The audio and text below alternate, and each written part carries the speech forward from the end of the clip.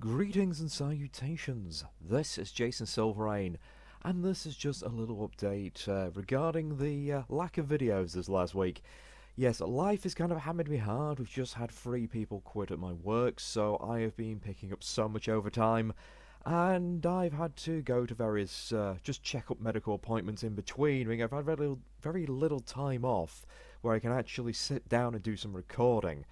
Now, in the evenings I have been playing Cry Primal, something I managed to pick up out of a bargain bin for £12, and for £12 I can say the game was pretty much worth it.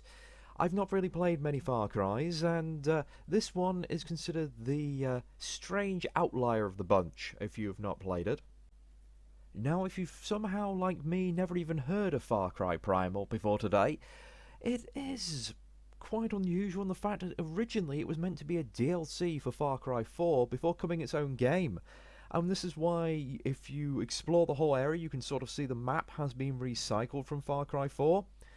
Though the game is supposed to be set in Central Europe rather than Central Asia, so that's a little weird there.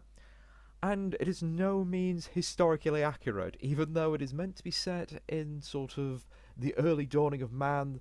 There's lots of little things here and there which aren't time period correct, but to be honest, it's a good fun game anyway.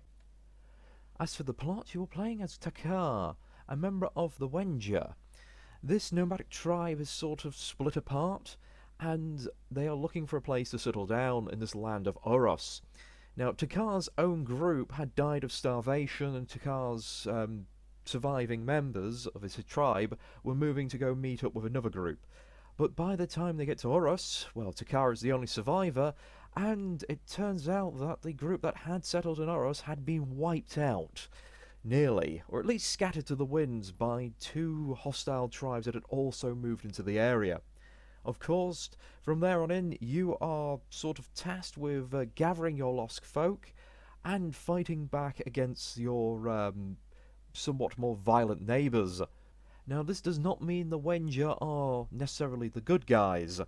Certainly, it's, as Far Cry's go, it has a more positive spin than most of the others when it comes to your allies, but the Wenja, or as I like to nickname the Wenja, because they do nothing but whinge at you to do tasks for them and help you in no way most of the story, are quite happy to be just as barbaric to their neighbours once they start getting back in power as their neighbours were to them. But credit is where credit is due. At least you don't start engaging in cannibalism or enslaving your neighbours. In terms of gameplay, Primal is trying to be more of a adventure game than the first-person shooter focus of the other Far Cry games. That said, the move to melee weapons, the end of the game you'll probably be focusing on bow and spear anyway, which are the range weapons. Melee is great early game, but the damage potential doesn't quite keep up with the rest of the weapons. Also, in terms of the gameplay loop, it is very nice that you can go off and explore, but initially, before it was patched, there was next to no encounters, and when they patched it, then, well, you'll be fighting one random encounter, and immediately after you slay it, 5 more things spawn, so it can turn into a bit of a slogfest. So let's talk weapons and abilities, the things that you're mostly using, because it's a Far Cry game. You're mostly going out to kill things. Your main weapons of war are your clubs, your bows, and your spears. You've got 2 types of clubs. Single-handed club, quite good early game, probably the best early game weapon, as you can hold it back and swing and hit 3 or 4 things in front of you. And you can throw it to stun things. It doesn't really last till end of game. The large club that you get afterwards, that becomes very deadly when thrown, but is a bit slow. It will probably be your side weapon if you really have to, but with the melee mechanics being a bit poor, with no parrying, and you just have to dodge, it becomes just a random bit of a click fest. So I can't really advise melee so much, even though they tried to introduce it to this game. Bows, you have 3 different bows by the end of the game. You've got your starter bow, which is possibly the bow I found myself using the most, and is pretty much the best bow, because once it's fully maxed out, it fires the fastest. It will kill most low-level enemies in a single shot. Headshots will wipe out most enemies anyway. And I say most because some of them are wearing masks, and some animals require at least 2 headshots. Just when you get later on, I think it's the cave bears, and the mammoths, of course.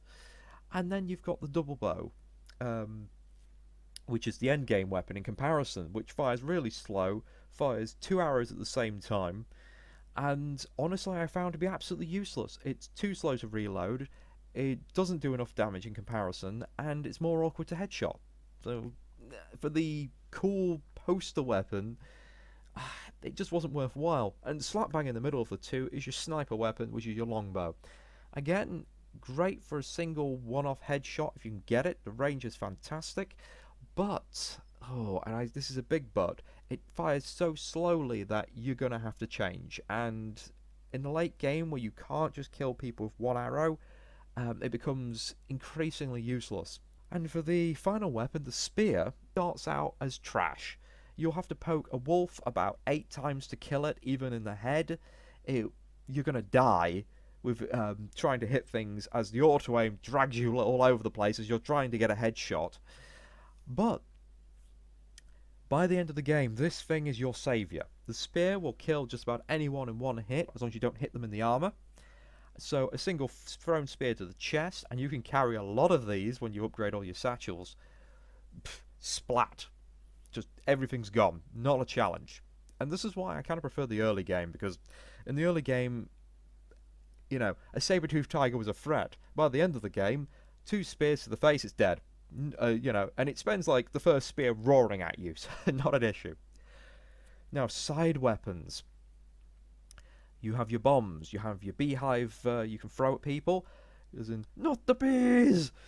That was quite funny. I can't really say much about it. It was my sort of secondary weapon of just, if there's a lot of them in a clump, use it. And then you've got the madness bomb. These things are broken as hell. You hit an enemy with that, it will run around raging, they may occasionally run towards you, so you best hide, but just get a group of enemies like that, they all start fighting amongst themselves, and even if they have no one left to fight, about 5 minutes later they will just drop dead. And finally, the last and incredibly least is the fire bombs.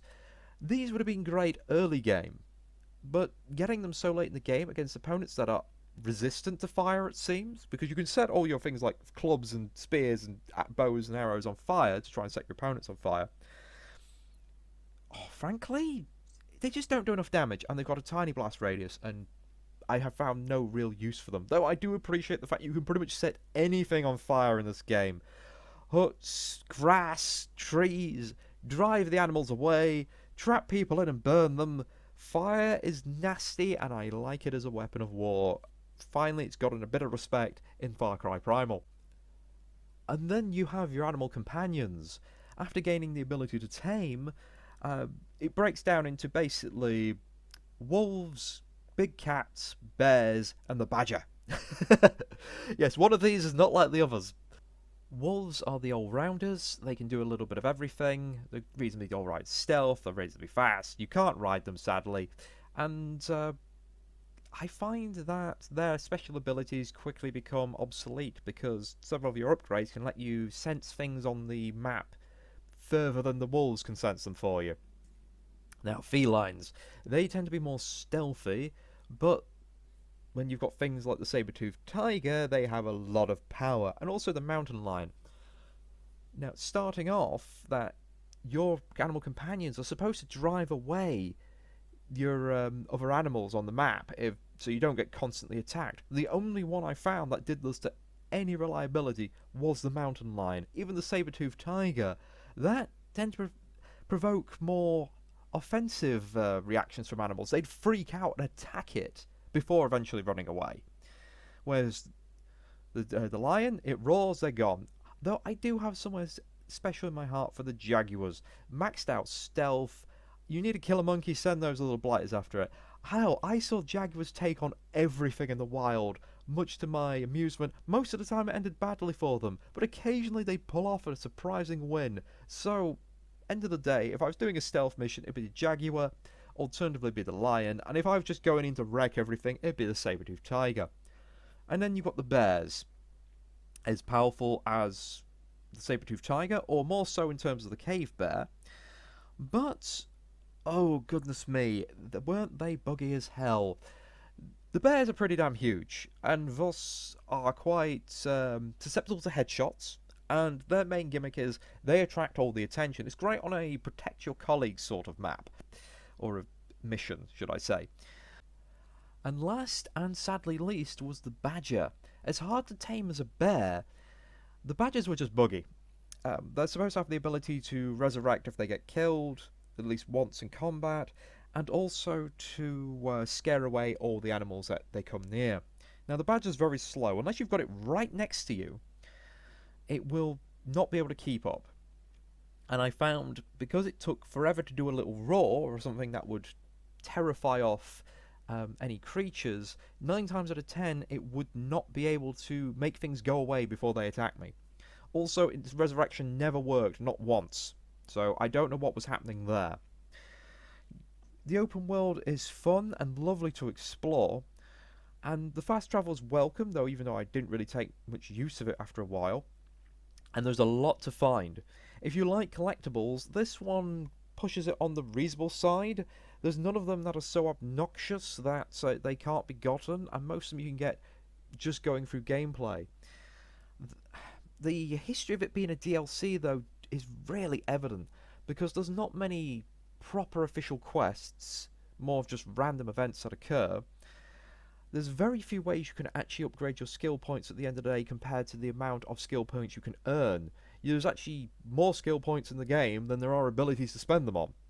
So if you spend the early game and tough it out, just going through and collecting all the collectibles, you'll find that you've got more health, you've got more skill points, and the main missions will be a bit of a breeze. Though I do appreciate the open-endedness of how you can do them, and if there's one thing I say which really irked me is at the beginning of the game there's this big push about don't go out at night, it's dangerous at night, predators come out at night. Now, by the end of the game it's only wolves that really come out regularly at night. You'll be facing saber-toothed tigers and all of the nastiest of the critters quite regularly in the harder areas. They don't just come out at night anymore.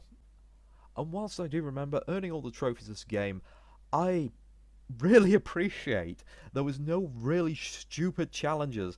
For once I can get a platinum trophy and not worry about having to, like, kill 1,000 things or spend 20 hours doing something. There's too many games that have too many time-wasting trophies these days.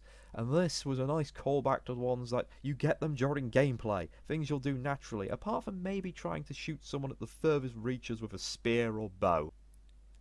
Now, I found the game relatively easy on even the hardest difficulty normally.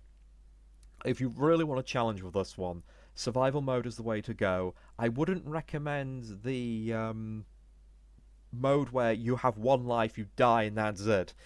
This game is a little janky. First-person platforming is always going to be a hassle, no matter what you're doing, unless you're playing a game specifically designed for it. And there was plenty of times I found that, well, the stealth mechanics don't work, to put it bluntly. You can send your B-52 bomber of an owl out to drop things all over the enemy, and they won't care. But as soon as you kill someone with your owl with the swoop attack, and even though they could be really far away, you could be hidden down a little ravine or a valley, all of a sudden all of the enemies will start wandering in your direction specifically while searching for you. They just seem to know where you are. And that's the thing I found. Even if you managed to kill an enemy and they just found a dead body, they'd search in your direction, even if you'd moved from where you'd, say, fired the arrow or anything like that. It's just felt very unfair, even though there's big push towards stealth killing. So, if you're looking to be an absolute ninja or stealth at all, there's people who've done that as a challenge out there. And I say, having watched some of their videos, they did a good job of it. But as a gameplay mechanic, expect to be frustrated by it. But yes, going back to survival mode. Survival mode just basically turns off your minimap and also makes it so you need to eat, you need to rest, and if you are wanting to fast travel, it will cost you food. It makes it a bit more of a survival experience, in fact. And it really feels atmospheric to the game. I think that the game is beautiful, it looks fantastic. It's very atmospheric. The characters, well, I couldn't remember their names, but I certainly remembered their personalities and their looks. And the bosses also had a lot of impact, even though you really meet them twice. This is the thing, and I really do think the game was just underdeveloped because of the fact it was meant to be a DLC originally. It just feels like you're missing a chunk. You meet the boss of a tribe, there's a threat that they're going to raid your tribe, and then you never meet them again until you're in their base, murdering everyone, and then doing a final duel with them. Unlike the other Far Cries, there are proper boss battles for both tribes' leaders. Now, one of them is fantastic. The other one, which is the one you'll probably do second, has interesting music, shall I say. It's rather popular music as well. But the battle itself is trash. It is absolutely horrible. And it really, for me, it took away from it. The finale was pretty cool, though, I'll give it that. The ending also was short but sweet. There was a nice little stinger at the end, which was interesting. But don't expect to be given a proper epilogue or anything like this. It's a kind of a case of, well, it's one of those, well done, you've saved everyone, now let's party, because our tribe are finally safe sort of things. But for this one, Far Cry Primal, it is a journey, not the destination. So, would I buy it at a high price when it first came out? Hell no. Would I buy it as a bargain bin? And I did buy it as a bargain bin. I'd recommend this one for £5 or £10. And thank you for listening to me ramble today. I know the footage is a bit all over the place. I've mostly used official releases and a few videos I've had permission for to use for the footage for this one because I couldn't get the recording myself. But I will hopefully see you soon, and I'll be posting a bit more regularly, hopefully very soon.